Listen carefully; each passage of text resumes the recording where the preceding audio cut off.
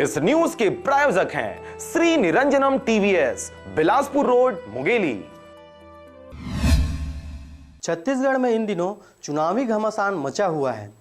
राजनीतिक पार्टियों के कार्यकर्ता व पदाधिकारी अपना वर्चस्व बढ़ाने के लिए अपने प्रतिद्वंदी राजनीतिक पार्टियों के ऊपर जनता के समक्ष व सोशल मीडिया के माध्यम से आरोप व प्रत्यारोप लगा रहे हैं। वहीं आम जनता भी पूर्व में किए गए चुनावी वायदों के पूरा नहीं होने से हताश व परेशान होकर अपना पक्ष रख रहे हैं।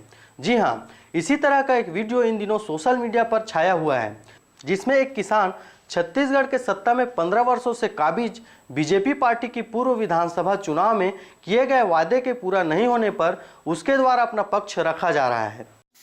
2013 के चुनाव में मुख्यमंत्री रमन सिंह जी कह रही से कि प्रति एकड़ 2100 रुपये धान ला खरीदबो और 300 रुपया बोनस देबो। चुनाव होलिस तो 1470 रुपये में हमन के धान ला खरीदिस तो 1 एकड़ में 13,950 रुपये के हमन ला 1 साल में घाटा होइस।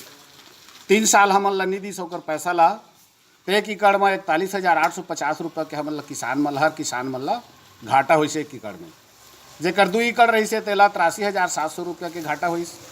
4 एकड़ रही तेला 1,67,400 रुपये के घाटा होइस। 5 एकड़ ला 1,81,350 रुपये के घाटा होइस। 10 एकड़ है तेला 4,18,500 रुपया घाटा होइस और 20 एकड़ है तेला 8,37,000 रुपया के घाटा होइस। इस तरीका से सरकार हमार किसान मन के कमर ल तोड़ दिसे। तो मैं निवेदन करत था समस्त किसान भाई मन से कि भाजपा ला एको वोट झन दिया। जय हिंद, जय भारत, जय छत्तीसगढ़।